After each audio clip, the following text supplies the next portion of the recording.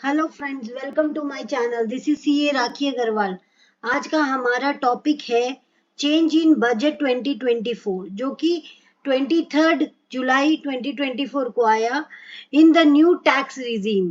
Basically ये slab rate है, उसमें चेंजेस है, स्टैंडर्ड डिडक्शन में चेंजेस है, और भी बहुत सारे चेंजेस है in the new tax regime which we are going to discuss today. So let's start our topic. Rates of income tax. पहला चेंज है कि इनकम टैक्स के रेट में income tax rates effective from assessment year 25-26। ये जो changes है ये effective है with effects from the assessment year 25-26। ये चेंजेस है in individual HUF, AOP, BOI। No change in tax rate in old tax regime has been propose. इस budget में old tax regime में कुछ भी चेंज नहीं लाया गया है। गवर्नमेंट का पर्पस यही है कि वो ज्यादा से ज्यादा लोगों को न्यू टैक्स रिजीम में ट्रांसफर करे फ्रॉम ओल्ड टैक्स रिजीम।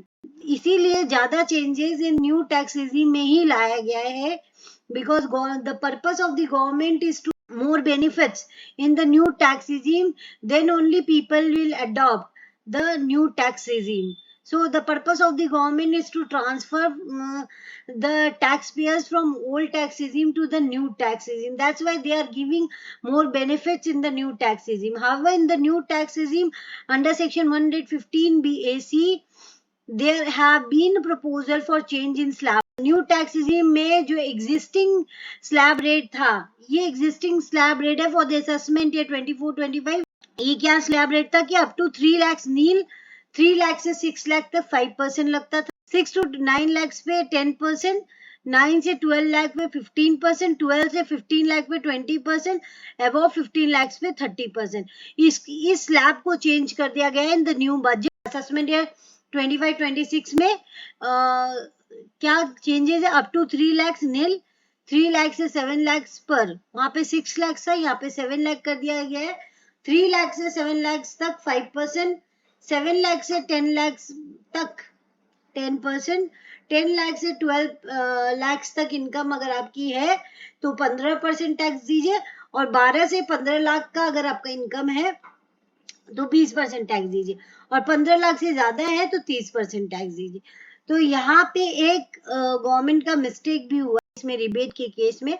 अगर आप 7 लाख तक इनकम है तो आपका tax liability obviously old regime में जो है, इन द ओल्ड रिजीम यहाँ पे 7 लाख तक का 25,000 टैक्स आता था, पर यहाँ पे अप टू 7 लाख 20,000 टैक्स आ रहा है 5% पे। 20,000 टैक्स आ रहा है, लेकिन आपको रिबेट में 25,000 तक आपको बेनिफिट मिल सकता था। रिबेट बोलता है कि आप 25,000 तक आप क्लेम कर सकते हो रिबेट, मतलब आपको कोई टैक्स नहीं देना पड़ेगा up to income of 7 lakh. तो अब मेरे ख्याल से यहाँ पे कुछ चेंज होना चाहिए गवर्नमेंट के हिसाब से, या रिबेट में कुछ चेंज होना चाहिए। May be government will change accordingly. Note the propose amendment in section 115 BAC is applicable. ये अमेंडमेंट जो है ये एप्लीकेबल है टू इंडिविजुअल जो कि रेसिडेंट इंडिविजुअल है, HUF है, AOP है, BOI है, और आर्टिफिशियल जुडिशियल पर्सन है। ये जो नया अमेंडमेंट है ये सब पे एप्लीकेबल है, individual, HUF, BOI, AOP, artificial judicial person. पर जब पुराना जो था न्यू टैक्स रिजीम में सिर्फ इंडिविजुअल और HUF पे ही था, मतलब आप ये जो स्लैब रेट था पुराना ये सिर्फ इंडिविजुअल और HUF के लिए था, पर ये स्लैब रेट जो है ये individual, HUF, BOI, artificial judicial person सभी के लिए।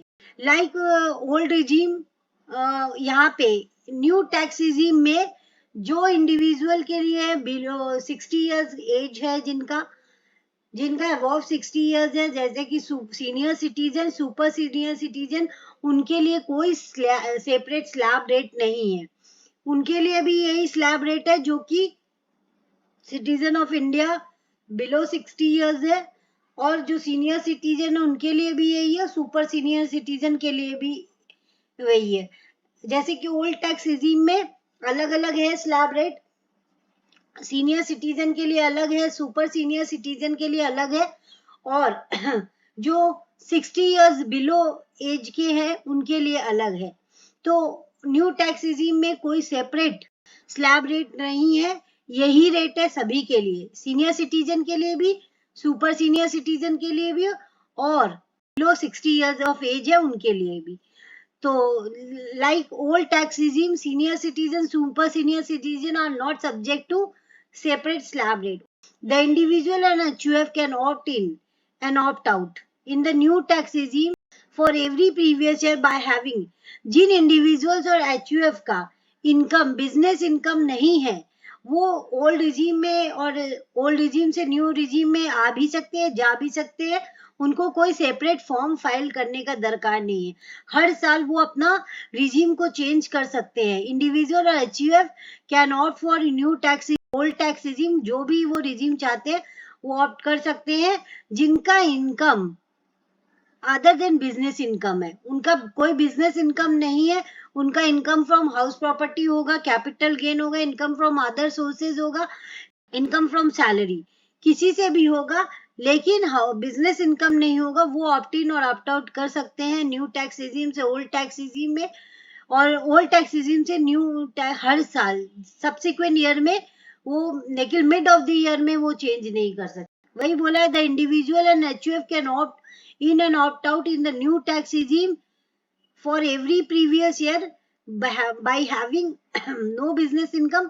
However, for other cases, if the person exercising this option and having business income, लेकिन अगर किसी भी पर्सन का अगर वो ऑप्ट करते हैं या तो न्यू टैक्स रिजीम, अब तो डिफॉल्ट टैक्स रिजीम हो गया है फ्रॉम द असेसमेंट 24-25, तो अगर उस डिफॉल्ट टैक्स रिजीम को से ऑप्ट आउट करना चाहते हैं और वो ओल्ड टैक्स रिजीम में जाना चाहते हैं और उनका इनकम बिजनेस इनकम है, तो वो एक ही बार कर सकते हैं, एक ही बार ऑप्ट इन कर सकते हैं, एक ही बार ऑप्ट आउट कर सकते हैं। उनके पास ऑप्शन नहीं है कि वो हर सब्सिक्वेंट ईयर में अपना रिजीम चेंज करे। जिनका बिजनेस इनकम है उनके लिए ये प्रोविजन है कि वो अपना रिजीम को एक ही बार सिलेक्ट कर सकते हैं, या तो वह ओल्ड रिजीम सिलेक्ट करे या न्यू रिजीम सिलेक्ट करे, बिकॉज अभी इस साल से न्यू रिजीम को ही डिफॉल्ट टैक्स रिजीम मान लिया गया है। और तो अगर आप ओल्ड टैक्स रिजीम में जाना चाहते हैं तो आपको एक फॉर्म फाइल करना पड़ेगा 10IEA, तभी आप फाइल करके आप ओल्ड रिजीम में जा सकते हैं और अपना डिडक्शन क्लेम कर सकते हैं। हाउएवर फॉर अदर केस, अगर बिजनेस इनकम है तो उनके पास एक ही बार ऑप्शन है, option once exercised for the previous year shall be valid for that previous year and all subsequent year. अगर उन्होंने ओल्ड टैक्स रिजीम को सिलेक्ट किया है तो उसी को वो सब्सिक्वेंटली उसी को ऑप्ट करे। The option can be withdrawn only once and thereafter. अगर वो विड्रॉ करना चाहते हैं तो एक ही बार विड्रॉ कर सकते हैं। The individual and HUF will not be eligible to exercise the option of concessional rate again except in case where such individual HUF cease to have business income.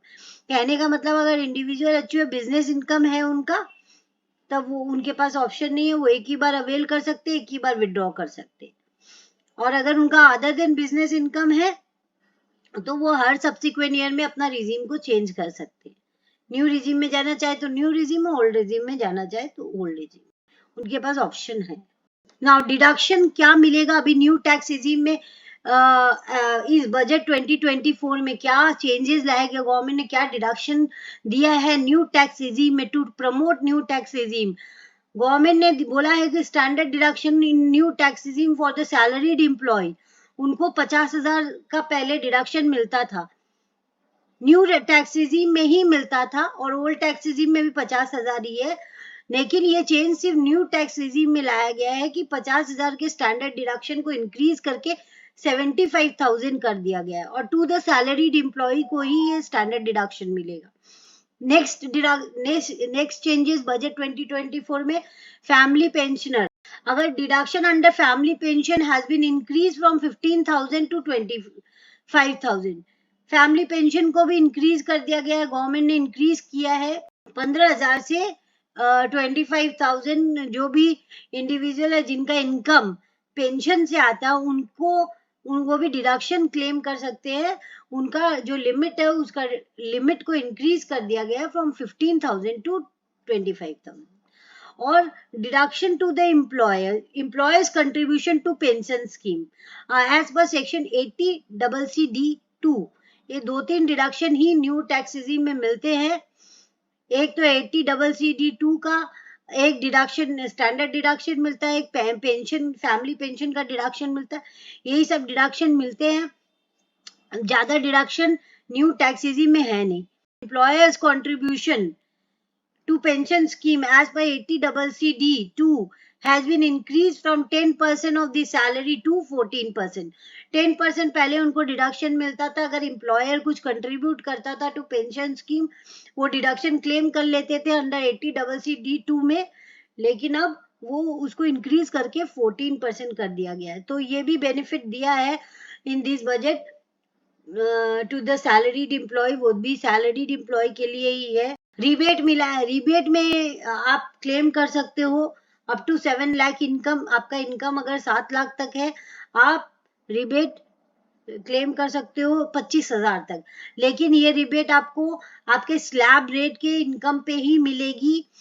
आपका अगर स्पेशल रेट ऑफ टैक्सेस है, अगर कोई भी income calculated at special rate of taxes, जैसे कि long term capital gain जो STT paid है, शॉर्ट टर्म कैपिटल गेन जो एसटीटी पेड है, 30% लॉटरी इनकम, वो सब पे जो भी इनकम आपकी आ रही है उस पे फ्लैट जो रेट प्रेस्क्राइब्ड है वो टैक्स रेट लगेगा और उस पे आपको रिबेट नहीं मिलेगा। रिबेट जी वही उसी इनकम पे मिलेगा जो कि कैलकुलेटेड है एज पर दी स्लैब रेट। जो आपका इनकम स्लैब रेट पे कैलकुलेटेड है उसी पे आपको रिबेट मिलेगा, उतना ही आपको रिबेट मिलेगा। और अगर आपका इनकम 7 लाख तक है तभी आपको रिबेट 25,000 का मिलेगा। Under the provision of new tax regime for the assessment year 24-25 onwards, an SC being an individual resident in India whose income is chargeable to tax under the proposed scheme, proposed subsection 1A of section 115 BAC shall now be entitled to rebate of 100% of the amount of income tax payable on the total income not exceeding 7 lakh subject मतलब cap of ₹25। अब और आपकी जो भी liability बनेगी उस पे आपको 4% सेस देना पड़ेगा और सरचार्ज भी देना पड़ेगा। Health education cess is payable at the rate 4% on the amount of tax computed inclusive of surcharge in all cases. No marginal relief shall be available in respect of cess. Cess के case में कोई marginal relief नहीं है, tax liability में आपको marginal relief मिल जाएगी। Now, frequently asked question: what if the SC has filed Form 10 IEA for the assessment year 24-25 within due date specified under Section 139(1) for opting out from this from Section 115 BAC, but could not file return of income within the due date specified under Section 139(1). कहने का मतलब है कि SC ने अपना form 10 IEA जो कि form है कि आप क्योंकि अभी इस असेसमेंट ईयर 24-25 से गवर्नमेंट ने हर एक फॉर्म में आईटीआर में न्यू टैक्स रिजीम को डिफॉल्ट टैक्स रिजीम कर दिया है। तो अगर आपको ओल्ड टैक्स रिजीम में जाना है तो आपको फॉर्म 10 IEA फाइल करना पड़ता है। अगर किसी एसएससी ने फॉर्म 10 IEA फाइल कर दिया पर कोई भी रीजन से अगर उसने रिटर्न फाइल नहीं किया due to technical issue, due to any lack of information या कुछ भी रीजन से, तब क्या होगा? अगर उसने रिटर्न ड्यू डेट के अंदर में नहीं फाइल की तो क्या कंसीक्वेंसेस उसको फेस करनी पड़ेगी अगर उसने फॉर्म 10 IEA भर दिया पर उसने रिटर्न फाइल नहीं किया तब। As the new tax regime, Section 115 BAC is the default tax regime. Therefore, to opt out from the new tax regime, a person having income from business and profession, अगर कोई भी person का income business and profession से है वही 10 IEA file करता है, उसी को फाइल करना है 10 IEA is required to file form 10 IEA within due date of the act in accordance with the provision of section 115 BAC 6 of the act, read with rule 21 AGA 1A of the income tax rule 1962. However, for person having income from business or profession, there is no requirement that the return of income should also be filed within due date specified under section 139(1). ये जरूर है कि आप due date के अंदर 10 आईए नहीं file करोगे तो अगर आप ओल्ड टैक्स रिजीम में जाना चाहते हो तो आप नहीं जा पाओगे विद इन ड्यू डेट। लेकिन ऐसा कोई भी प्रोविजन नहीं है कि आप रिटर्न भी नहीं फाइल कर पाओगे। रिटर्न आप फाइल कर पाओगे आफ्टर ड्यू डेट, लेकिन आप बिलेटेड रिटर्न फाइल कर सकते हो आफ्टर ड्यू डेट, या आईटीआर यू भी फाइल कर सकते हो। उसमें क्या होगा, अगर आप आईटीआर यू या बिलेटेड रिटर्न फाइल करते हो, पहला बात आपको कोई भी डिडक्शन नहीं मिलेगा। दूसरा बात आपका लॉस का कैरी फॉरवर्ड भी आपको नहीं मिलेगा। तीसरा बात आप पे पेनल्टी लेट फी लग जाएगी अंडर सेक्शन 234F में। 5 लाख तक की इनकम पे 1000 और अबव 5 लाख पे 5000 की आपको रिटर्न ड्यू डेट के अंदर में ही फाइल करना बेटर है। अगर आप नहीं कर पाए somehow due to any technical issue, due to any lack of information, अगर आपके पास इंफॉर्मेशन नहीं, आप रिटर्न कैसे फाइल करोगे, तो आप बिलेटेड रिटर्न भी फाइल कर सकते हो, इसमें कोई ऑब्जेक्शन नहीं है, लेकिन आपको ये सब बेनिफिट नहीं मिलेगा। Thus even if the assessee has to file Form 10 IEA for opting out from the default new tax regime but fails to furnish ITR of the act and furnish, तो वो फर्निश कर सकता है belated return और updated ITR under the section 139(4) और under section 139(8)A of the act respectively. The SC shall be eligible to pay tax as per the old tax regime as the basis of Form 10 IEA will be filed within due date specified. If the SC, देखिए यहाँ पे क्या बोला है, if the SC has filed Form 10 IE to opt out from the new tax regime under Section 115 BAC for the assessment year 24-25 within due date specified under Section 139, but could not file the income tax return within the due date specified. अगर उसने 10 IE तो due date के अंदर में file कर दी पर उसने return नहीं फाइल किया, तब ये सिचुएशन में क्या इफेक्ट होगा उसके ऊपर।